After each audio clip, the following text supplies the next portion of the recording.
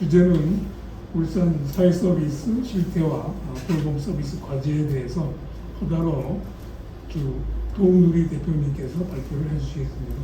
자, 환영의 박수로 시작하겠습니다. 네, 반갑습니다. 먼저 좀 소개를 드리면,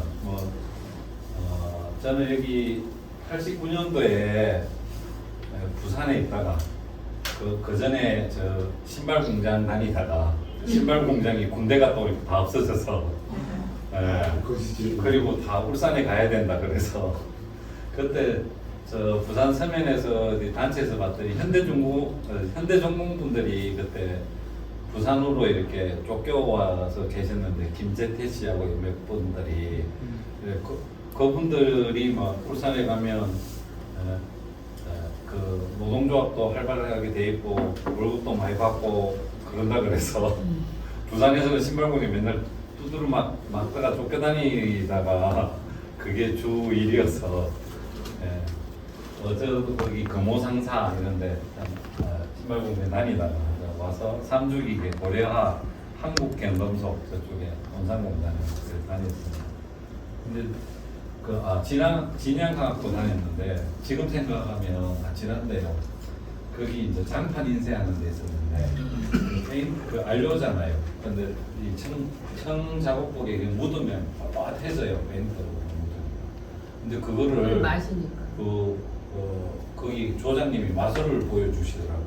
폴로엔 탱크가 있는데 뚜껑을 열더니 옷을 탁 집어넣고 꺼내가지고 툭 터니까 옷이 다 말라요. 페인트도 싹 녹아버리고. 그래서 나중에 제가 얼마나 무식한 짓을 했는지 그걸 그냥 또 입고 폴로엔이 바람불질이지 않습니까? 폴로엔. 그 휘발성 유기화합물.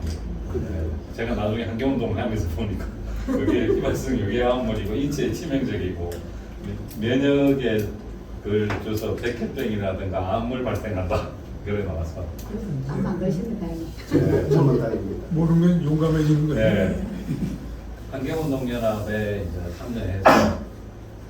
참여해서 이제 거기 사무국장을 맡아서 일을 했고요. 그때 교수님이 경실련 대표하셨고, 그리고 이제 환경운동연합 이제 그 이후에 그 옆에 계신 김수환 선배님하고 생명의 숲 가꾸기 국민운동, 울산숲 자연학교 이런 걸 만들었고, 그리고 이제 얼마 전에 이제 돌아가신 장태훈 선생님하고 울산 소비자 협동조합 자연드림이죠. 자연드림하고. 그래서 뭐 제 역할이 그랬는지 뭐 새로운 걸 만드는 일을 굉장히 많이 했습니다. 울산에 그다음에 태양광 보존에도 좀 참여를 해서 아파트 들어서는 거 맡고 국가정원한테 기여한 자부심이 있고요. 그리고 한동안 반핵운동이 수세에 몰려 있을 때 전국의 환경운동연합 8군데를 모아서 송전탑 반대 위원회를 만들었어요. 그게 나중에 그 자료들을 축적한 게 옛날에 송전탑에 그 전자파에 대한 피해가 없었어요. 그때 뭐 외국 자료도 번역하고 했는데 그 당시에 많이 쓰는 게 그 영화였는데 학교 위로 그 송전탑이 지나가는데 아이들이 백혈병, 암이 걸린다. 그런 영화, 그런 게 있어서 그런 자료들을 모으고 해서 나중에 밀양에서 송전탑 사업을 하는데 굉장히 이런 그 자료들 축적해 있던 그 자료들하고 그 다음에 그때 이렇게 모였던 사람들이 그 송전탑 반대 운동이에요. 그때 저희가 한동안 반핵운동이 수세에 몰렸는데 그래서 우리가 그때 환경운동연합에서도 반핵 특위를 없어졌어요. 뭐 여러 가지로. 그래서 이럴 때는 게릴라전을 하자. 그래서 핵발전소를 짓고 나면 송전탑을 할 건데 거기를 우리가 막지는 못하더라도 집중적으로 그 약한 고리니까 다 지나가는 거 싫어하니까 그거를 하자고 해서 일종의 반핵운동의 하나의 전략으로서 송전탑 문제를 제기했었습니다. 그러다가 IMF가 왔어요. 그때 MBC에 성금을 모아서 실업극복운동본부에서 울산에서도 그때 그 돈을 받아서 했었습니다. 그래서 저기 태화동에 그 새마을금고 위에 그때 대표님이 그때 주도하셔서 거기 무료급식소도 하고 그 다음에 지금 이상희 대표님이 하는 그게 원래는 실업자들을 위한 하이텔 정보 교육원이었습니다. 그래서 그 실업자를 위한 교육하고 그런 실무들을 맡아서 했고요. 그 다음에 이제 IMF가 와서 김대중 정부 때 국민기초생활보장법이 생기면서 그 당시에 이제 도시 빈민운동했던 뭐 서울의 실과바늘이라든가 이런 그 공동체 운동, 협동조합 운동, 그때는 생산자 협동조합이라고 했는데 그런 운동에 관심이 있어서 김수환 선배님하고 그런 협동조합들 법이 만들기 전에 그런 뭐 사업들을 많이 했었습니다. 네, 그러다 보니까 이제 시범사업으로 자활지원센터라는 게 생겼는데 아무도 안 하려 그래서 그걸 이제 좀 제가 북구 쪽에 하는데 참여해서 하다가 나중에 남구가 YMCA가 운영을 했는데 그게 좀 취소가 돼서 그걸 제가 비영리 민간단체를 행복놀이를 만들어서 자활지원센터를 하게 됐고요. 그 이후에 이제 그 하다 보니까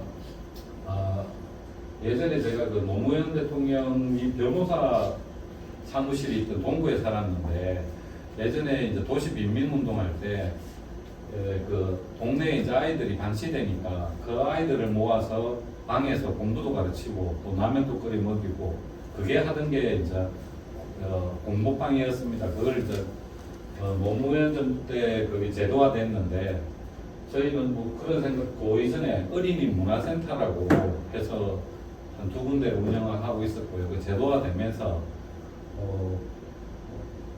저기 소호에도 저희가 그 산촌유학이라는 걸 해서 지금 그 했었는데 그 마을형 산촌유학이라고 해서 그 농가에서 어르신들도 할 수 있게 그래서 밥 먹고 학교 가면 학교 가서 수업하고 나머지 그 학습 활동이나 이거는 소호 지역아동센터에서 하는 걸로 뭐 그러면서 산촌유학이라는 것도 하고 그다음에 지역아동센터가 코로나까지는 7개 정도로 늘어났었고요.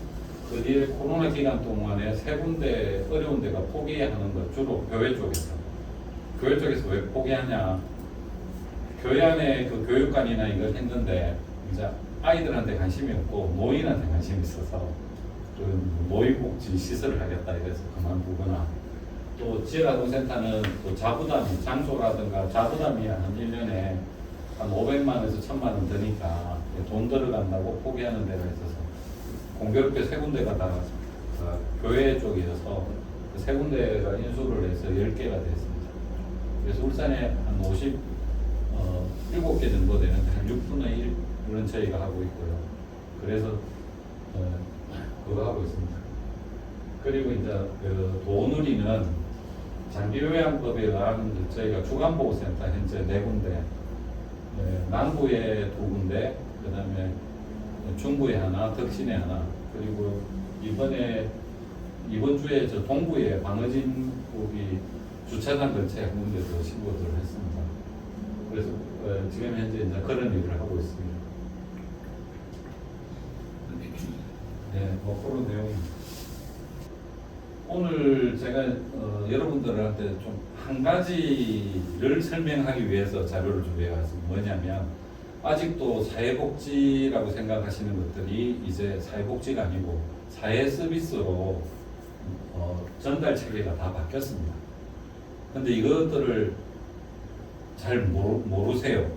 그래서 특히나 기초 지자체 단체장님이나 의원들이 이 부분을 좀 알았으면 좋겠는데 오늘 공교롭게도 아무도 안 계시는데 그래서 이제 사회복지는 거의 없어졌다고 생각하시면 됩니다. 일부만 남아 있습니다. 그래서 그러면 뭐라 그러냐? 사회 서비스라고 해요. 그 내용도 바뀌었습니까? 내용도 이제 보시면 돼요. 예. 이거는 나중에 알겠습니다. 윤석열. 최근에서 윤석열 정부의 정책을 알았어요. 왜냐하면 공약에 아주 모호하게 돼 있어서 무슨 말인지 몰랐습니다. 아까 저희가 본 자선의 시대의 전달 체계가 저렇습니다. 예, 아까 여기 서비스 생산자가 아까 종교기관이죠. 그래서 서비스를 제공하는데 이 대상자들은 서비스를 거부할 조차의 자유도 없습니다. 한번 잡혀가면 죽을 때까지 관을 있었죠. 우리 형제복지원 생각하시면 됩니다. 아까 말한 대로 이런 빈곤의 문제나 몸이 아프거나 장애나 이거는 다 개인의 문제다. 예, 그래서 이런 문제를 해결하기 위해서는 육체적으로 노동을 통해서 해서 건전해져야 되고, 정신적으로는 신앙심을 키워서 거기로부터 벗어나야 된다, 이런 생각입니다.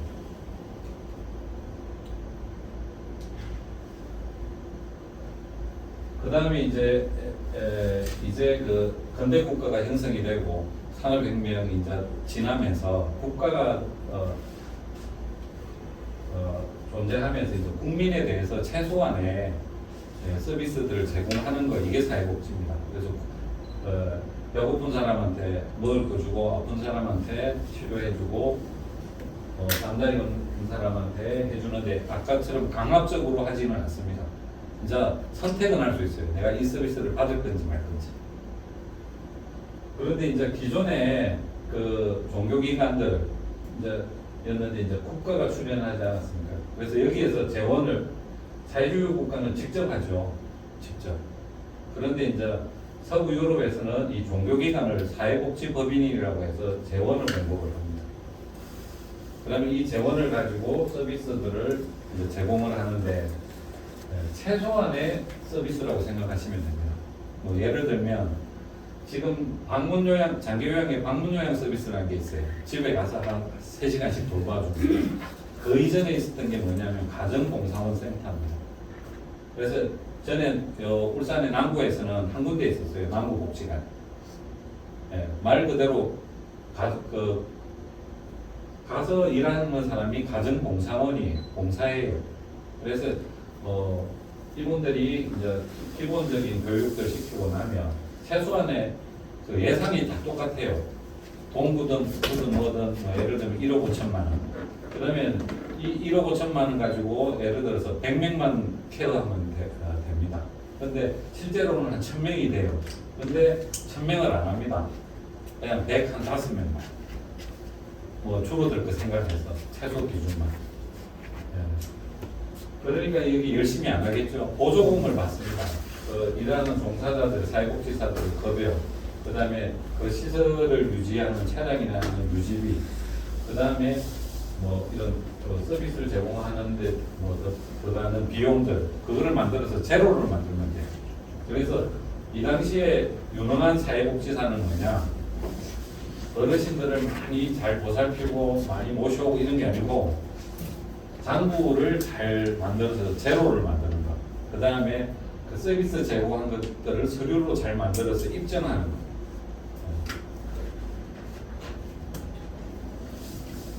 그런데 이제 80년대 이후에 사회주의가 몰락하고 이러면서 이제 미국 방식으로 바뀌었다고 생각하시면 돼요. 말 그대로 사회 서비스가 됩니다. 이제는 여기에다가 바로 이전에는 남구복지관만 복점을 했는데 이제는 방문요양 서비스는 개인도 할 수 있고 기존의 사회복지법인도 할 수 있고 중요한 거는 영리법인도 할 수 있습니다. 주식에서. 돈을 여기에다가 줍니다. 할아버지한테. 그 할아버지한테 어떻게 통장으로 돈 넣어줘? 그게 아니고 집에 들어가면 체크할 수 있는 장치가 있습니다. 그래서 핸드폰을 갖다 대면 2시 5분 전에 서비스 시작. 3시간 뒤에 5시가 넘어야죠. 1분이라도 틀리면 됩니다. 5시 5분에 서비스 종료. 그러면 그 3시간에 대한 서비스 비용이 공단에서 전산을 통해서 이쪽에 들어온다고 생각하시면 됩니다. 그래서 그거 한 달 동안 모아서 여기에 들어오는 거죠. 이쪽으로 가는 거죠. 이쪽으로.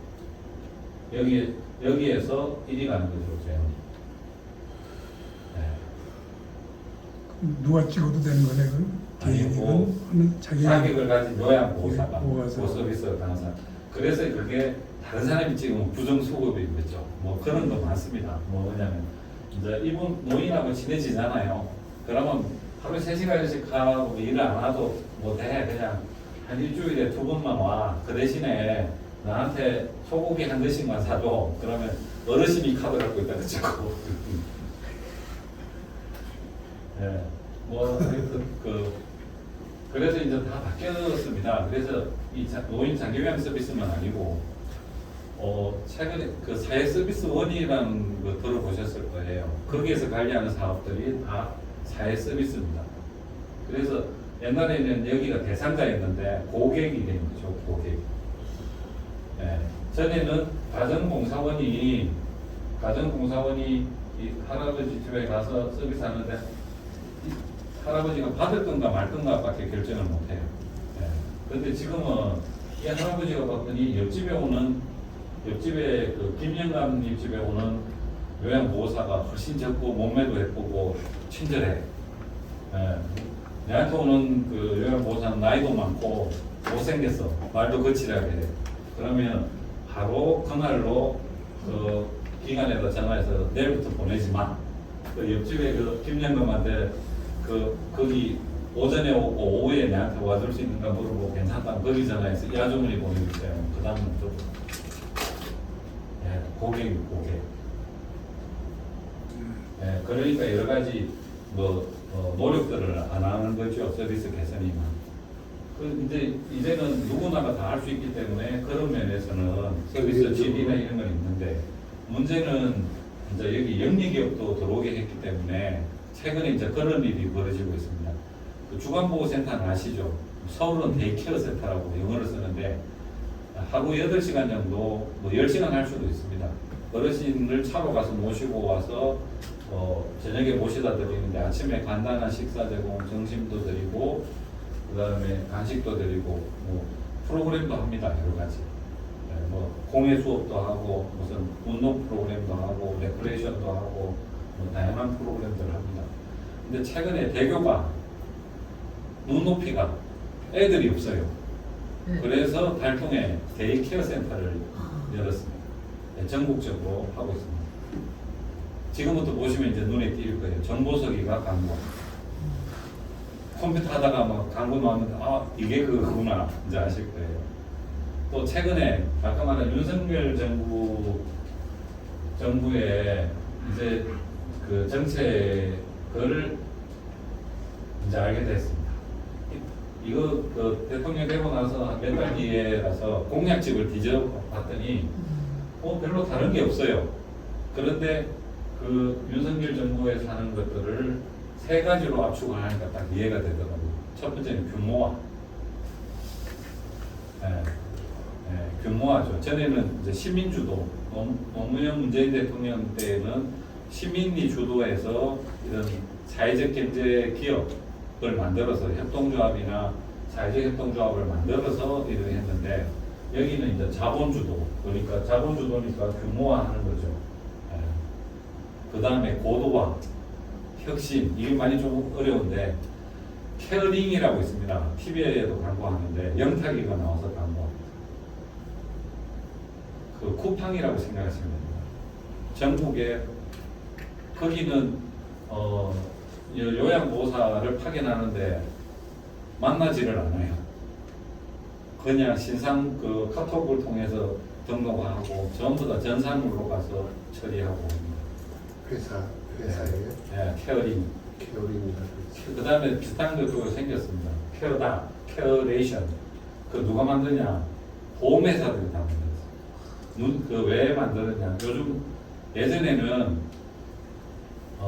연금보험 팔아서 보험회사들이 먹고 살았어요. 그 다음에 상해보험 했어요. 상해보험 이제 더 정확하지 않아요. 근데 요새 TV 트시면 보험회사들 광고가 딱 2가지입니다.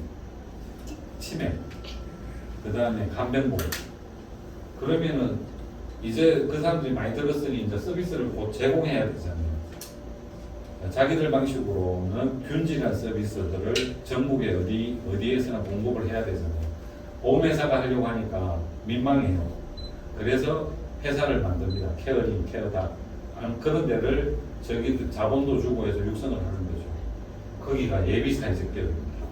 문재인 대통령이 초기에 치매 간병을 보험으로 하겠다 했다가 실패했죠. 국가 책임제라고 해서 제도가 굉장히 많이 좋아졌죠. 근데- 예를 들면 MRI 한 번 찍는데 100만 원씩 들었는데 이제 15만 원을 그래서 들었어요. 보험 대상은 조금 높아졌는데 실제로 하고 싶은 만큼 못했고 특히 간병, 치매 간병 이 간병비를 국민연금으로 아, 하려고 그것도- 했다가 그 실패했죠. 아니에요. 실패하지 않았고 굉장히 획기적인 제도를 도입했어요. 6인 간병실. 아, 그 문제 만든 거요? 예, 그래서 우리나라가 오바마가 그 건강보험 한국의 건강보험을 도입하려고 했었는데 실패를 한 거고요. 그래서 옛날에 손가락 잘렸는데 40불짜리는 짓고 80불짜리 포기하고 하듯이 그 다음에 밤에 갖다 버립니다. 예. 그런데 우리나라가 그런 의료제도, 보험제도는 세계적으로 발달되어 있는데 간병제도는 인도나 파키스탄 수준이에요. 예, 그래서 아프면은 온 가족이 살림을 다 들고 들어갑니다. 병원에. 지금도 그래요. 지금도 근데 그렇죠. 문제는 그걸 해결하려고 그랬는데 공동간병실에서 6인실을 그 소득을 기준에 6인실을 3명이 간병을 해서 50만 원대로 떨어뜨렸습니다. 나머지는 건강보험에서 의료보험 대상에서. 보조해주고 네. 그거 지금 병원에 가서 자세히 보세요. 현수막 공동간병실 운영합니다가 그겁니다. 그거 들어가기 힘들어요. 난 그거를 제가 갖다가 안타까운 거는 문재인 정부의 앞에 커뮤니티 케어도 나오는데 좋은 제도들을 울산시나 각 구군청에 제가 쫓아다니면서 이거 하라고 했는데도 아무도 안 했다는 겁니다. 커뮤니티 케어를. 공동간병이라는. 아니, 근데 치매 간병을 그거는 실패하지 않았네. 나는 이거 반대한 가장 그 직접적인 이해 당사자가 보험회사라고 보거든요. 아니 요즘 이제 그게 산업화되는 거죠. 치매보험. 아니 그러니까 산업화됐지. 자기들이라면 자기들 돈벌이가 돼. 그러니까 지금 이제 가난한 사람은 이제 어느 정도 공동간병을 통해서 그 해결한 거죠. 간병 부분을. 그 다음에 지금 1인 가구 40% 가까이 육박하는데 가난한 사람들이 다 1인 가구잖아요. 네. 이 사람들이 가장 어려운 간병 문제를 가난한 사람들이 해결했다고 봐야죠. 집안에도 그러면 그런 공동간병제가 아니에요. 지금은 병원에는. 병원에만. 그리고 나중에는 커뮤니티 케어라고 해서 문재인 정부에 그런 내용들이 들어있습니다. 뒤에서 좀 볼게요. 이제 사회 서비스라는 거는 사회복지는 이제 아까 말씀드린 대로 최소한의 생존과 관련된 서비스. 그런데 이제 사회 서비스는 굉장히 폭이 넓습니다. 교육, 환경, 취업, 문화 이런 것까지. 이제 그런 것들을 공급하는 형태가 이제 아까 말한 사회 서비스 형태로 공급을 합니다. 이제 중산층까지 확대했다고 생각하시면 됩니다. 그러니까 중산층은 본인부담을 많이 내는 거죠. 작년에 저희가 제안을 해서 가사 지원 서비스를 했는데 1등급은 하루에 4시간을 쓰는데 6,000원 6등급은 1,000만 원 이상 소득인데 36,000원을 해야 돼요. 본인 부담 예, 금액이에요. 원래 정상적인 가격이 6만 원.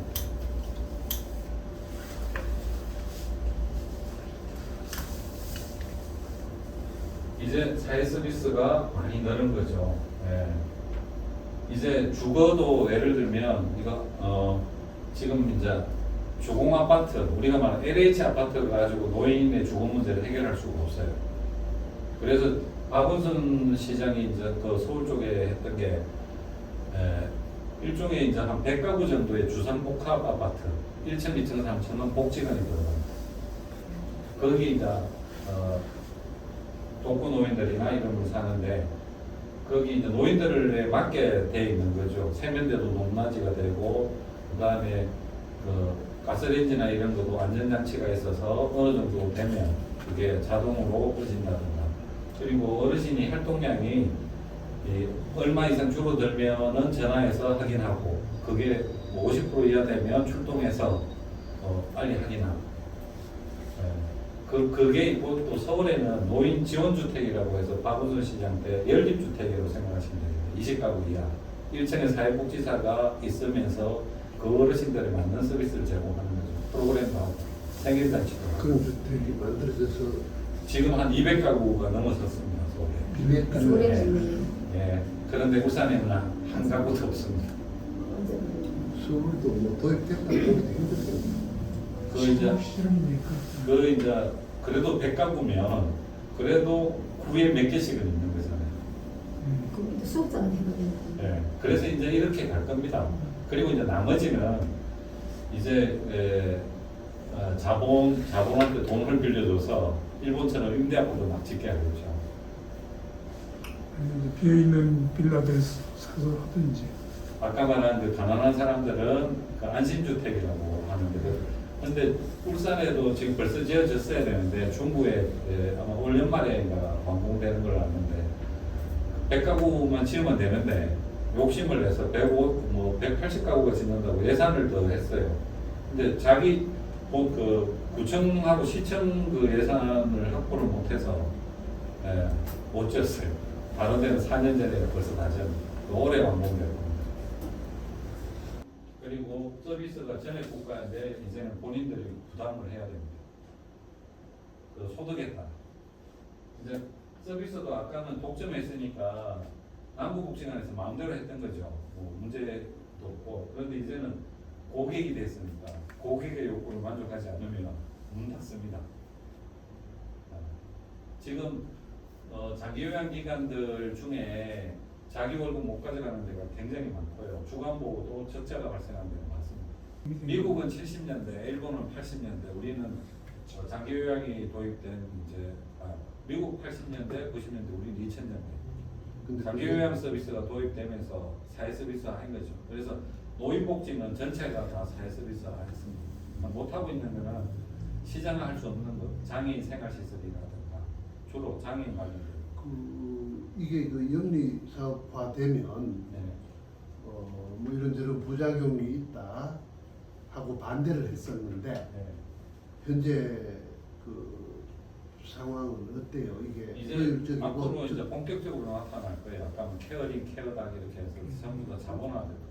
대기업들이 네. 이것도 수입 대상으로 잠식을 해 들어가는데 우리 저 배달의 민족처럼 그런 데가 다 휩쓸게 되겠죠. 앞으로 그렇게 될 가능성이 네. 아까 주간보가 적자 발생했다. 네. 돈을 괜찮아요. 네. 그래서 이제 구별로 서비스를 선택할 수가 할 수가 있습니다. 근데 큰 돈들이 안 들어요. 네. 작년에 저희가 제안을 해서 공모에 당첨돼 울산에 가사 지원 서비스를 했고 올해 2년차로 이제 본격적으로 지원되고 있습니다. 지금 또 요번에 한 가지 했는데 퇴원 환자들이 했는데 돌볼 사람이 없는 사람이 있어요. 1인 가구들이 나와서. 그래서 그 퇴원 환자 안심 케어 서비스 저희가 주로 맡아서 하게 됐습니다. 그래서 울산대학교 병원에서 사회 서비스원으로 이제 이 사람은 이런 서비스가 필요하다고 하면 저희한테 연락이 오는 거죠. 그리고 우리나라 1호 사회적 기업이 다솜이 재단입니다. 근데 거기도 알고 보면 도보생명이 지원을 해서 10몇 년 전, 20년 전에 지원해서 만들었는데 거기가 간병이라든가 간병들을 하고 있고 장기요양 사업을 합니다. 요번에 거기에서도 앱을 만들었어요. 헬로케어로. 네, 거기에 저희가 들어갔습니다. 그래서 울산에 연락이 오면 앱으로 오면 저희한테 오는 거죠. 근데 아직은 저희가 준비를 아직 본격적으로 안 해서 하반기부터 좀 할 생각입니다. 그리고 이제 그 노인복지 그만 한정해서 말씀드리면 앞에 보시면 이런 게 있습니다. 알아놓으시면 노인 공동생활 가정 9명까지 10명부터는 요양원이라고 합니다. 네, 그 다음에 제가 이거 일본식 한자인데 내가 살던 곳에서 서비스를 받는다. 뭐 그런 말입니다. 그리고 이런 이용시설들이 있고요. 이제 장기요양 이게 대표적인 사회 서비스라고 생각하시면 됩니다. 그래서 저희는 반대로 가기로 했습니다. 대기업들 진출하고 규모하고 고도화하고 이러니까 어떻게 일단 그래서 요양원이나 요양병원은 일종의 아무리 시설이 좋아도 감옥이라고 생각하시면 됩니다. 밤에 9시에 요양병원 앞에 가보세요. 1층에 문 앞에 어르신들이 잔뜩 있습니다. 집에 돌려보내다가. 그래서 요양원도 마찬가지입니다. 크면은 그렇게 시설화돼서 그래서 예전부터 탈시설화 하면서 하는 게 거기에서 나온 게 커뮤니티 케어 문제인 거예요. 다시 그래서 저희는 노인을 9명만 하는 공동생활가정. 그 다음에 주간보호도 9명만. 그리고 방문요양. 그리고 필요하면 플러스해서 가사지원 서비스라든가 다른 서비스를 하는 거예요. 주부를 키우지 않겠다는 말씀. 네, 작게. 그게 왜 돈이 되냐. 예. 어떻게 유지할 수 있냐. 이 노인 공동생활 가정이고 주간보호, 방문요양 뭐 이런 거죠. 그런데 최소 면적으로 하면 56평. 예. 주간보호가 하면 36평. 그러면 그 다음에 방문요양은 5평의 사무실이 있어야 됩니다. 예. 그러면 이용자 측면에서는 이건 뭐 나중에 해보자. 그러면은 56평, 36평, 5평이 필요한데 이거를 같은 공간에서 하면 예를 들면 그 공통적인 거는 하나만 하면 되는 거죠. 예를 들면은 사무실 원래는 각각 있으면 방문요양 5평 있어야 되고 주간보호도 있어야 되는데 5평만 있으면 되죠. 예. 그 다음에 프로그램실도 주간보호하고 그 공동생활 가정이 있어야 되고 이것도 다 있어야 되는데 이게 줄어들 수 있으니까 평수가 확 줄어들 수 있습니다. 예. 62평. 예. 62평에다가 이제 좀 저 크기를 조정해야 돼요. 저 식당이나 화장실이나 프로그램실은 평수에 대한 규정은 없어요. 그냥 편하게. 그러니까 62평 정도만 있어도 가능한 거죠. 근데 아까 면적으로 하면 거의 90몇 평 있어야 되거든요. 그리고 사람도 이렇게 보시면 만일에 시설장이 3명이 있어야 되는데 1명만 있으면 됩니다.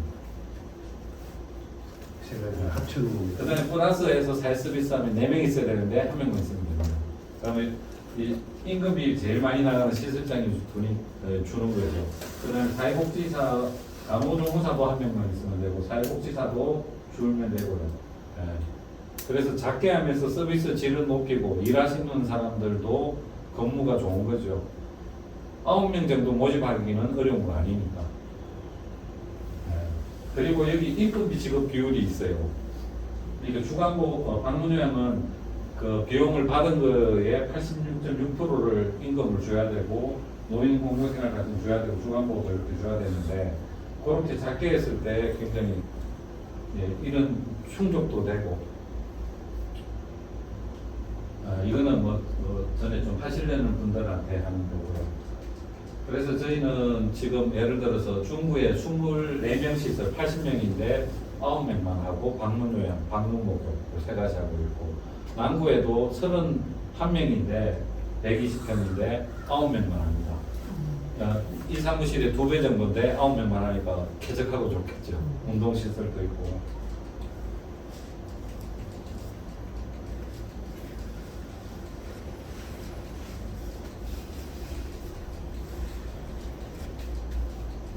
원래는 이거 한 3번 정도 나눠서 해야 되는데 이해력이 좋으시니까 제가 하루 만에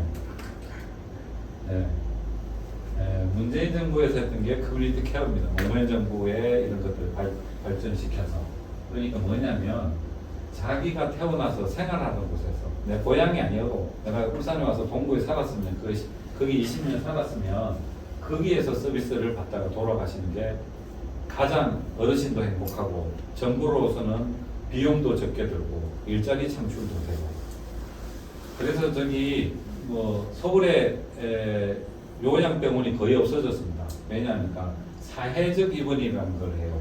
윤석열 장모도 그거 했지 않습니까? 치료를 받으러 가는 게 아니고 생활하러 가는 거예요. 사회적 입원이라고. 그걸 문재인 정부에서 막아버렸더니 그러니까 전부 다 요양원으로 바꿨어요. 그런데 울산에만 요양병원이 많습니다. 그거 왜 그러냐? 현대자동차 출고 사무실 앞에 딱 가면 비비 요양병원이라고 있어요. 비비 성형외과 하던 의사가 그 요양병원입니다. 왜 그렇게 하냐? 현대자동차, 현대중공업, 석유화공단의 기업들이 의료비 지원을 요양병원에 가면 뭐 예전에 600만 원이던 연간 지금 더 올랐을 거예요. 자기 돈이 안 들고 부모를 요양병원에 보낼 수 있어요. 요양원은 사회복지시설이라서 그 의료비 지원이 안 됩니다. 그러니까 가장 영악한 사람이 출구사무실 앞에 있는 거죠. 그리고 며느리들이 좋아하죠. 자기는 병원에 안 갑니다. 아들이 출근했다가 들렀다가 오고. 처음에는 저희도 어르신들 요양병원이 공기 좋은데 하면 된다고 생각했어요. 다 망했어요. 거기까지 안 가니까. 왜냐면 아들들의 생활에 동선상이 있어야 돼요. 그리고 나이 드신 분이 공기 좋은 게 별로 의미가 없습니다. 문 열고 나가서 막걸리 한 잔 먹을 수 있고 재미있는데. 시장 통해서 전 하나 먹을 수 있는 그게 좋은 거예요. 한적한 데 가면 안 돼. 네. 그래서 문재정부에서 하는 게 그런 겁니다. 내가 생활하는 데서 서비스를 하다가 들어가는 거. 정 안 되면 그룹폰 갑니다. 그룹폰도 동네 안에 있잖아요. 그러면은 지나가던 사람들이 돌아볼 수도 있고 내가 못 걸어서 휠체어 타고 앞에 공원에 나가면 친구들 다 만날 수 있고. 네. 그래서 거기에 필요한 서비스들을 커뮤니티 케어라고 해서 하는 겁니다. 뭐 치매 안심센터도 있고, 그 다음에 예를 들면 이런 것도 있습니다. 커뮤니티 키친, 공동체 식당이라고 해서 남미에서 인디오들이 이제 밀림에 살다가 도시에 갔어요. 그런데 집은 뭐 대충 뭐 우리 옛날에 피난민처럼 집을 지었어요. 근데 주방이 없어요. 그 다음에 주방을 하는 하부라든가 이런 게 없어요. 돈이 없어서. 그래서 공동으로 각출해서 마을 식당을 만드는 거죠. 그래서 공장에 갔다 와서 거기에서 요리해서 나눠 먹고 거기에서 대화도 하고, 예, 이런 게 이제 전 세계적으로 확장이 돼서 캐나다에는 민중 식당이라고도 하고 뭐 이런 거. 일본에는 어린이 식당이라는 게 많이 생겼습니다. 아이들이 일본 문화가 굉장히 개인적인 문화고 혼자서 밥 먹고 이렇게 하니까 모여서 밥 먹는 걸로. 그래서 이게 우리나라에도 많이 들어와서 커뮤니티 케어 붐을 타고 와서 서울에 많이 있습니다. 서울이나 수도권에. 인천에서 운영하는 데도 있고 복지관에서 하는 데도 있고. 그래서 이제는 결식은 없습니다. 우리나라에 밥 굶는 사람. 그래서 새로운 개념을 한 식품 보장입니다. 국민이면 누구나가 질적으로나 양적으로 자기 기호에 따라서 충분한 음식을 섭취할 수 있는 상태. 이제 그런 기호도 고려하고 영양적으로도 고려하고 이러는 거죠. 그래서 우리 주변에 무료급식소 있는데 김창선 씨 그 건물에 있는 무료급식소는 아주 나쁜 급식소입니다. 네, 쫓아내야 됩니다. 글쎄 좀 그런. 네. 대구에 있는 사단법인인데 거의 본벌이 하는 것이에요. 고맙다 베이네. 네. 구청에 지원도 안 받습니다. 감사를 받아요. 그래서 무료급식소가 아니고 정식 명칭이 경로식당입니다. 뭐 일식에 2,500원, 제가 한 세 군데 정도 옛날에 상구, 청량 뭐 이렇게 운영을 해본 적이 있는데 그 중에 일부는 이제 운영비로 조금 쓸 수가 있고 나머지 후원받고. 그런데 거기 영양사가 있어서 식단을 짜는 거 아니거든요. 그냥 기부받는 물품에 따라 짜고 원래는 생선국 끓이기로 했는데 갑자기 소고기가 들어오면 소고기국으로 메뉴 바뀌는 거고, 그리고 그 조리하는 사람이 조리사 자격증이 있는 게 아니고 자원봉사하니까 뭐 위생 뭐 그런 검사를 하고 오는 것도 아니고 그냥 좋은 마음으로 하니까 아무런 규제가 없죠. 그런데 이제 커뮤니티 케어에서는 어떻게 그 공동체 커뮤니티 키친이 노느냐면 부산에서 그 시범 사업을 했는데 온마을 사랑채라고 지금 진구에서 3부점까지 생겼습니다. 사랑채 신문을 나중에 검색하시면 기사들 많이 나옵니다.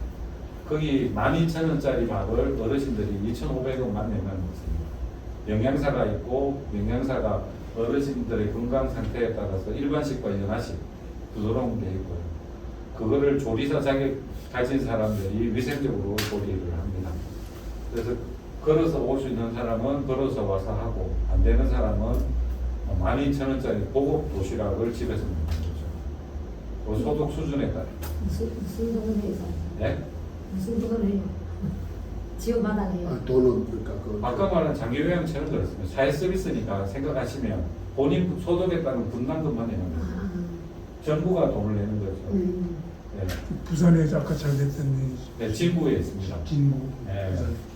그게 아마 그때 민주당 단체장이 있을 때 했고 올해가 아마 4년 차 될 겁니다. 그래서 1년 지나고 나서 제가 저 하도 궁금해서 박향도 대표님 통해서 좀 자료 좀 달라고 했더니 그 자료를 안 주더라고요. 그런데 이제 그게 전국에 한 5군데로 또 확산이 됐습니다. 부산의 북부에도. 그래서 어르신들도 이런 방식이에요. 근데 이렇게 하는 게 돈이 훨씬 적게 듭니다. 병원에 들어가서 누우면 의사들이 과다 청구하면 300만 원 이상씩 들거든요. 이렇게 집에서 생활하게 해도. 그리고 또 각종 일자리가 생기잖아요. 영양사, 조리사 뭐. 그리고 아까 아이들도 강남구가 카드가 일찍이 12,000원인가 그렇습니다. 근데 굶는 애들 없으니까 그걸 가지고 편의점 가서 과자를 사 먹거나 뭐 그런 걸 해서 그렇죠. 그래서 어린이 식당이 되면 또래 아이들이 거기 와서 밥 먹게 합니다. 왜냐하면 두 가지인데 영양학적인 면이 있고 그 다음에 정서적인 공동체성을 강조하는데 왜냐하면 이번에 부산에 살인사건 나는 것처럼 혼자서 밥 먹으면 그런 반사회적인 인물로 성장하기가 쉽습니다. 그래서 모아서 밥 먹고 또 하는 거죠. 그래서 이렇게 좋은 제도를 왜 울산에서는 안 했을까요? 아무도 안 했습니다. 왜 못했어요? 몰라서 울산은 관심을 안 가지고. 이 전략적인 거에 대한 관심이 많으세요. 예, 특히나 민주화 운동을 했던 분들 이런 생활에 별로 관심이 없으세요. 별로 없다. 없어요. 모든 큰 아젠다들, 뭐 수소 풍경, 물론 저도 흥정동에서 좋아하는데 그런 아젠다에 관심이 있지 이런 생활을 변화시키고 이렇게 하는 거. 이 사업을 잘 했었으면 별로 마을에 대해서 굉장히 뿌리 박을 수 있었을 텐데. 또 한 가지는 울산에 시민운동이 몰락해서 있어요. 아, 몰랐어요. 네. 시민운동이 이거를 아무도 안 하고 있어요. 시민운동. 울산 시민연대도 그렇고 그 중에 가장 중도적인 시민운동이 다 몰라요. YMCA, YWCA, 그 다음에 안창호 선생님. 네. 그런 세력들이 몰락하면서 이거를 하는 사람이 없어집니다. 그래서 진보당으로 갔거나 정권에 그리고 진보당도 한때 이제 지역아동센터라든가 이런 돌봄에 많이 진출을 했었는데 언제부턴가 진보정당 할 시점으로 하면서 대부분 다 철수해 버렸어요. 주로 또 전부 다 정치적인 아젠다, 여성의 아젠다 같은 거. 그 지역아동센터도 북구하고 저쪽에 많이 운영들 했었거든요. 저 다음으로 많이 했었는데 다 철수했어요. 거의 이제 몇 군데 안 남았습니다. 왜 철수? 정치에 관심들이에요. 이거는 별로 티가 안 나고 몸으로 해야 되고. 그거는 뭐좀 이게 조사를 그냥 떠나서 기본적으로 수입이 생기는 일이잖아요. 수입이 생기는 일. 근대적으로 수익이 낮습니다. 많이 낮다. 정부에서 하는 사업이니 수가가 낮죠. 큰 돈 벌이면 안 되는 거. 그러나 안 하는 것보다 낫잖아. 정치하면 돈 어쨌든 관심이 떨어진다는 건 내 얘기가 예.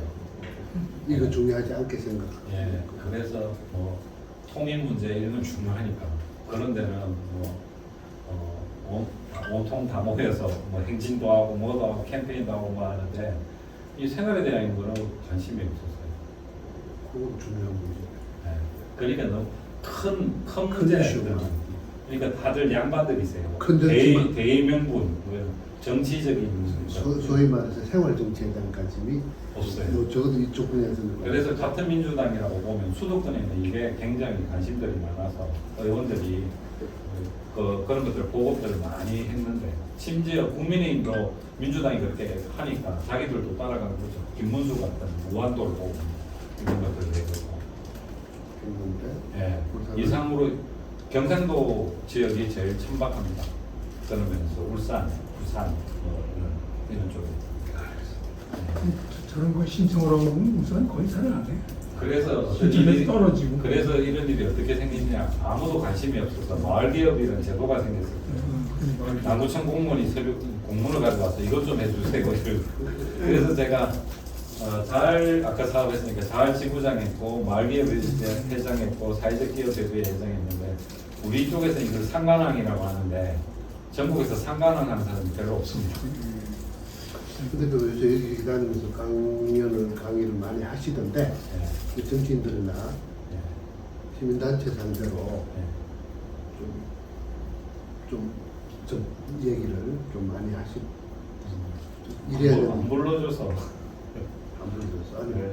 내가 그래서 제가 오히려 울산에서 별로 이런 거 안 불려다니고 다른 서울이나 다른 쪽에 많이 불려다니고 있습니다. 그리고 최근에는 컨설팅이 많이 들어와서 요새 먹고 사는 데 많이 도움이 되고 있습니다. 그거는 뭐 당연히 기본적이고 시민단체나 정치 쪽 사람들이 관심이 갖도록 하는데 그 대표님 좀 역할을 하셔야 그러니까 되겠다. 본인이 관심 가지면 돼. 그래서 진짜 안타까운 거는 울주군인데 뭐 그게 또 울주군은 재원이 엄청나게 많은데 많은데. 사회 서비스로 하면 천국을 만들 수 있습니다.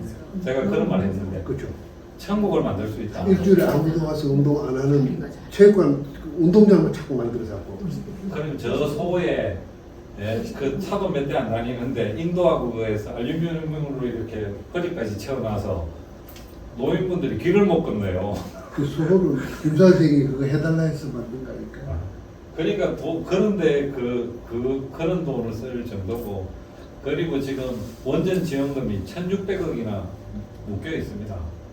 그런데 그 쓸데없는 사업들 하고 있어요. 시작할 때 정치인들이 어서 좀 섭섭해하셨는데 그런 사람들 좀 들어야 되는데.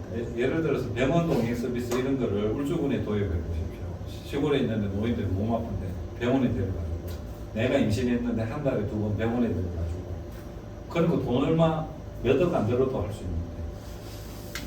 있는데 사택이 있는데 누가 주변에 요양병원 하겠다는 사람이 있어요. 예. 지금 이런 환경 앞으로 변화 추세에 봐서 요양병원이 좀 부적합하다는 생각이 드는데 예. 사업 측면에서 아까 말한 아까 울산의 특수성이라고 했잖아요. 대기업들이 의료비 지원하는 것 때문에 살아남는 거죠. 예. 그래서 뭐 그게 계속된다면 문제가 되고 제가 이제 좀 부탁하고 싶은 울산시에 다음에 그 대기업들하고 협상을 해서 병원에만 의료비 지원하지 말고 이 요양원에도 지원해라. 그러면 더 훨씬 건전한 방향 쪽으로 사회 서비스가 발전하는 거죠. 그게 아니고 그냥 유지하는 거죠. 그러니까 요양병원하고 요양 차이는 의사가 있어야 되느냐 네. 없어도 되느냐 그 차이. 그러니까 의료기관이고 여기는 사회복지시설이거든요. 근데 실제 기능은 거의 비슷하다는 네, 거예요. 갔다 오고 아프면은 의사가 깨지면 원장이 병원 있어도 가는 거죠. 원장이 있어도 의사가 원장이 다 많이 있어야 치료할 돼요. 수는 없는. 그러니까 비밀요양병원의 의사가 성형외과 의사거든요. 네. 그러니까 뭘 할 수 있는 게 없잖아요. 그리고 실제로 그 병원을 먹여 살리는 건 의사가 아니고 간호사입니다. 그 한도액이라는 게 있거든요. 등급에 따라 내가 그 치료를 받을 수 있는. 그래서 그 한도액에만큼 간호사가 처방을 다 해요. 그 중요한 거는 불필요한 처방을 처방. 대표는 잠깐 말씀하신 또 우리 같이 말씀. 공기 좋은데 어디 그한대 가는 거는 아니다 오히려 지금. 저 서울에 가시다 보면은 거기 올라가다 보면 중간에 병원 있잖아요. 그렇죠, 그렇죠. 네, 거기 차리자마자 망했지 않습니까? 예. 네. 그러니까 오히려 동선 안에 시내 있어야 된다. 접근성이 좋아야 돼. 접근성. 접근성이 뭐예요? 알겠습니다. 그러니까 자기 출근하는 길에 있는 게 제일 좋은 거죠. 근데 저기 그 요양원은 아니고 예. 노인 공동 시설 아파트 공동생활을 하죠. 이런 형태 말고 예. 나 그때 미국 가서 친구 엄마 아버지가 사시는 그 노인 타운 실버 타운을 아, 가서 그거는 건강하신 분들이 공기 좋고 물 좋은 해변가 가서 캘리포니아 해변 따뜻한 곳에 오렌지 가서 카운티 이런 데 한적한 데 가는데 네, 그거는 이제 건강한 사람들이 그쪽에 그렇죠. 노후를 보내는 거예요. 근데 또 최근에 얼마 전에 이제 저희가 이제 신문을 보거나 이럴 때 어느 기업에서 뭐 요양원을 건립했다, 뭐 이제 2개로 늘었다 했는데 이제 200병상인데 100병상은 장기 요양 어르신들을 갖고 100병상은 동이다든지 프리미엄 벌써 이제 기업들이 이제 이런 걸로 그래서 이제 요양원이나 이런데 요양병원 가시는 분들 가난하신 분들 이제 중산층들은 중산층들 시설 그러니까 점점 이제 분화가 진짜 되죠. 그런 거 같아요. 근데 지금까지는 어르신들이 돈이 많으셔도 못 써요. 그러니까 똑같은 그 서비스 질이 낮은 요양원이나 요양병원밖에 못 가는 거예요. 자기 돈이 100억이 있어도. 근데 이제 조금씩 달라지겠죠. 그러면은 지금 예를 들어서요, 이건 진짜 사담이다. 이 양반이 9명 하는 그런 거를 한번 해보겠다고 예. 지금 얘기를 하시거든요. 예. 그러면은 울산에서 해본다고 하면 어떤 걸 좀 추천해 주시고 싶어요? 제일 처음에는 주간보하고 방문요양을 같이 하는. 이 양반이 지금 네. 제가 복지 센터를 하거든요. 뭐 하세요? 방문을 하고 있어요. 그러면은 그 하시다가 주간보와 한번더 하시면. 중간고 9명만 더요. 예. 그러니까 9명이 돼요. 9명이 되죠. 소규모로 하는 게 9명 하면 직원이 3명만 있으면 되죠. 지금 어. 방문요양 센터장이시죠? 네네. 몇 케이스 하세요? 대상자가 몇 분? 아, 설명 안 되겠습니다. 그러면 사회복지사 한 명 계시죠? 예, 예. 그러면은 주간보하고 방문요양 겸직이 돼요, 센터장이. 예. 그 다음에 요양보호사 한 명, 간호조무사 한 명만 있으면 됩니다. 예, 예. 그러니까 저희가 지금 운영을 지금 방문요양하고 주간보호 가사감정 사업을 했더니 한 달에 한 5, 600 남아요. 안전대로. 어르신 9명 해봤고요. 예. 겸직을 하잖아요, 겸직. 그러니 예. 갑자기 컨설팅. 컨설팅이네 완전히 좋은 이거. 컨설팅이야. 아니 저 아니, 중간고를 한 60분 이상 돼야 되는 줄 알고 있고. 아니 크게 하면 9명 지금 되네. 지금 케어닭을 이길 수 있으시겠어요? 자꾸 뭐, 줄고 안 되죠. 있어요. 안 되죠. 줄고 있으니까 음. 지금 마이너스가 나는 거죠. 효과적으로 하시려면 효과적인 규모. 그래서 서비스 질도 높이고 노인 다기능복합센터 제가 지은 이름인데 이게 이름도. 문재인 정부 때 청와대 그 일자리 수석실에 거기 사회적 경제 담당 비서관하고 만들었던 아까 그게 저희가 만든 거고요. 그리고 그때 이거를 농촌 지역에 그 농협 보고 이거를 하도록 했었어요. 그런데 이제 정권 말기라 농협들이 마르잖아, 늘어서서. 그런데 실제로 농촌 지역에서 이런 그 노인 시설을 할 수 있는 데가 농협밖에 없거든요. 그래서 수협이나 그래서 점차 늘어가고 있습니다, 서구 지역에. 그럼 왜냐면 개인 자기들도 조합원들이 지금 고령화돼 가고 있잖아요. 자기들 시설도 있고. 이제 입장을 바꿔놓고 생각해 보십시오. 한 주간보가 한 80명 되는 데 가면 뭐 정신이 없을 거잖아요. 학교라고 생각하면 한 학급에 우리 옛날 60명 있어 봤잖아요. 그런데 그 학습 그 효과도 떨어지고 뭐 하잖아요. 또 다치기도 많이 다치고 9명만 있으면 다칠 일이 별로 없잖아요. 사람들 다 인간적인 그 되고 우리가 말하는 존엄 케어가 되는 거죠. 개별에 대한 특성들도 다 알고 되는 거고. 그럼 중간고 다음에 노인공동생 다음에 그렇게 하고 있어요. 노인공동생활 가정은 9명이 최대예요. 그러니까 제일 그 3명 그 사람 그 인원으로 할 수 있는 거가 9명이니까. 여기 주간보호가 36평이잖아요. 네. 방문요양이 5평이니까. 그런데 사무실 같이 있어. 예, 그런데 이제 그 조금 그래도 화장실이나 이런 것들이 좀 여유 있게 되니까 45평에서 50평이면 아주 쾌적하겠다. 그런데 아까 저희는 120평에 9명 앉아 있잖아요. 90평에 9명. 이제 그렇게 분리되면 지금 이제 활성화될 거잖아요. 원격 진료나 뭐 네. 이게 이제 그렇게 되면 간호사들의 역할이 그 은퇴한 간호사들의 역할이 커지죠. 의사들이 이제 간호원한테 절을 해야 될 판이 앉아 네, 그- 간호사는 은퇴가 없어요. 70살이 넘고 80살이 그래서 이 사회 서비스의 특징은 사회복지일 때는 정년이 있는데 정년이 없습니다. 네. 예, 그래서 저는 목표가 100살까지 하는 겁니다. 그래서 이게 무리하지 않고 저렇게 하면 스트레스 안 받고 내가 건강한 한동안 쭉 할 수 있으니까 좋은 직업이 될 수 있어요. 저희 같은 이제 그 사회적 협동조합을 예. 해서 올 하반기에 울산에 한 5개를 모아서 연합회를 만들 생각입니다. 울산 돌봄 사회적 협동조합 비슷한 연합회. 기능하는 조합 각구별로. 예. 예. 모아서 하여튼 그러면 또 네트워크 방식으로 네. 약간 규모화를 하고 예를 들면 새로운 서비스 있잖아요. 병원 감정 이런 거를 5군데니까 가꾸니까 그런 그 네트워크를 활용해서 하는 그래서 브랜드화하고 우선은 최근의 변화 추세에 맞춰서 생존 전략을 가장 합리적으로 적합하게 세우고 계신데 예. 이제 전체로 봤을 때 예. 이게 기업 대기업화, 예. 기업화, 그 다음에 예. 보험회사들의 예. 수익 먹이거리로 예. 이 시장이 잠식될 거라는 거는 라고 저는 예상이 되는데.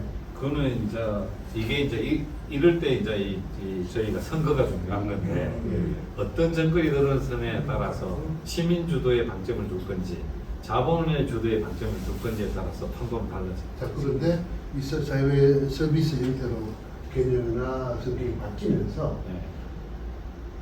민영화 시장화가 추세가 정해져 버렸잖아요. 저는 좀 다르게 생각하는 게 이게 휴먼 서비스잖아요. 예, 전부 다 인공지능화되고 자동화돼도 기계가 할 수가 없거든요.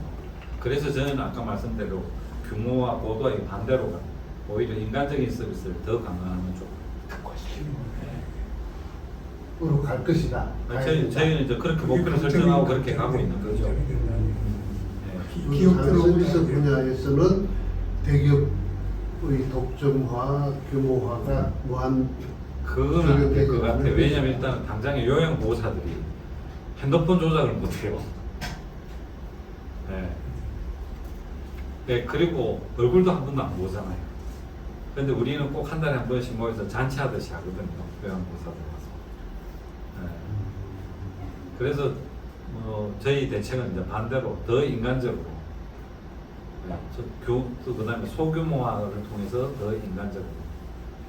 시설을 작게 해서 어르신들한테는 더 인간적인 서비스.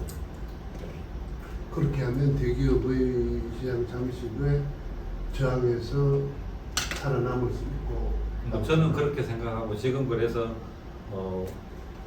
구인 시설을 다 만드는 거고 저 혼자 힘으로는 안 되니까 다른 사회적 협동조합에서 연합해서 연합해서 또 하죠. 그 저희들 규모화는 그런 식이에요. 네트워크를 통해서 네트워크 사람을 위해서. 과도기 같아요. 아니, 이제 과도기를 지났습니다. 그래요? 본격적인 사회 서비스로 진입했습니다. 근데 문제는 대기업 진출이. 그래서 윤석열 정부가 지금 지나고 다음 한 번 더 정권이 가면 이제 이쪽이 시민주도라는 게 어렵게 되겠죠. 그 윤석열이 체계적으로 얘기는 안 하는데 대체 언뜻언뜻 하는 게 아주 중요하게 머리에 아예 박혀 있는 것이 민영화 문제거든요. 예. 민영화 방향이거든요. 그래서 이 사회 서비스화가 그나마 이제 시민주도 좀 인간적인 면으로 가는 거였는데 이게 완전히 이제 자본의 논리로. 그런데 거기에 맞서서 이런 전략으로 살아남을 수 있을 것이다. 그런데 이제 울산은 그런데 수도권이나 여기는 저 커뮤니티 케어가 어느 정도 정착답게 들어가서 이런 작은 규모의 이런 조직들이 살아남을 수 있는 여지들이 많이 확보가 됐습니다. 잘 살아. 네, 울산은 허벌판이라고 하면 저기는 이제 커뮤니티 체계가 다 잡힌 거죠. 예를 들면 그 구에 그 부서가 있기도 하고, 안 그러면 몇 개 부서를 융합해서 하기도 하고, 그 조직이 동사무소까지 다 들어가 있어요. 가동이 되는 네, 서울이나 수도권. 그 형태를 어느 정도 자리 잡고 있어도 그 대기업들이 네. 이란 보호사나 이쪽 분야의 활동 그 전문가들을 포섭을 해서 이제 그런데 대기업은 못 들어오는데 그 사람들이 이제 물론 앞세워서 오겠죠. 목욕 자회사들이 예. 들어오는 그것도 뭐 사회적 기업 이런 외피를 쓰고 들어오니까. 예, 그래서 벌써 이제 사회적 협동조합들 서울에 있는 데 중에 그런 시민주도로 하는데 벌써 탄압들이 들어와서 벌칙금 200, 2억 이렇게 모으고 지금 뭐 시민단체 깡그리 싸그리 요새 아예 악마화하는 발언을 대통령이 직접 하고 있거든. 요거 뭐 저기 비용 조금 불안정하게 있었거나 뭐 불거질 수도 있겠지. 여기서 몇 개 없는 거 가지고 이 돈을 다 불법으로 그냥 헛돈 쓴 것처럼 세금 뭐라 그러지? 그 착취 잡고 뭐 이런 표현을 써가면서 예를 들어 이쪽에도 정부 돈이 궁극적으로는 결국은 그 당사자 본인 부담금 일부 생긴 거 말고는 재원은 그 정부 출처는 재원이 똑같잖아요. 정부 돈. 그러니까 그 기존에 그 사회복지 대상이었던 사람들은 그때도 무료고 지금도 무료예요. 이제 중산층이나 이런 사람들은 저 일부 뭐 보는보다는 늘어났다는 부분이고 그다음에 경쟁을 통해서 퀄리티가 좀 나아진다는 것을 분명히 인정할 수가 있을 거예요. 근데 그게 그 경쟁 과정에서도 또 다른 부작용이 분명히 있을 거예요. 아까 말씀하신 대로 카드 할배한테 맡겨놓고 해준 것처럼 그것도 이제 따지고 뭐 유정일처럼 따지고 다 사법처리 될 텐데 뭐 그걸 기록까지는 안 하더라고. 결국은 그 내용이 정말 결국은 자본의 잠실 과연 이게 말씀하신 그런 틈새 전략으로 우리 끝까지 얼마나 할수 있을지 뭐 그거는 저도 잘 모르겠고 저희 희망 사항이죠. 그러니까 제일 핵심은 관건은 아까 말한 대로 큰 정치, 담론, 그대 담론만 중요하고 생활 정치에 관심이 있다고 하셨는데 결국은 정치적으로 그런 결정이 되는 문제가 아닌가. 장벽을. 큰 흐름들은 뭐 다 정치적으로 결정되는 거죠. 그래서 나는 여전히 정치도 중요하다고 생각하죠. 저도 옛날에 이제 시민운동 하다가 이제 이런 뭐 사회복지나 일자리 창출 쭉 해왔는데 이제 지금 와서 이제 그 생각하는 건 이호동 선생님하고 같은 생각인 거죠. 개인적인 노력이나 이런 건 한계가 있고 다 그렇게 살아남을 수 있는 건 아니에요. 그래서 저는 아까 울산 시민단체가 몰락했다라기보다는 뭐 다 쪽으로 그런지 옛날에 비해서 옛날에 경질력 뭐 참여연대 얘기하면 그런 목회들 갔잖아. 이제 그것도 울산인데 딴 데 비해서 더 줄어들었는데 저는 오히려 시민단체들이 분야별로 전문화하면서 자기 영역 환경 문제, 뭐 핵 문제, 자기 부문 영역에 너무 몰입해서 난 쪼그러든다고 생각해요. 그 자기 분야나 환경 문제나 이런 데에 대한 관심, 전문적인 깊이도 들어가면서 동시에 이런 것들이 해결하는 출발점이나 해결하는 조국의 기제는 정치라는 사실. 요즘 와서 절감하고 정부 바뀌니까 얘기했던 것 같이 다 무너져버립니다. 시민단체는 정치 저는 또 그 저희 사회복지나 이런 사회 서비스에 이제 굉장히 약화된 그 중에 하나가 시민단체들 역할이 축소된 것 하나가 너무 또 정치적으로 다들 진출을 해버렸어요. 예. 네.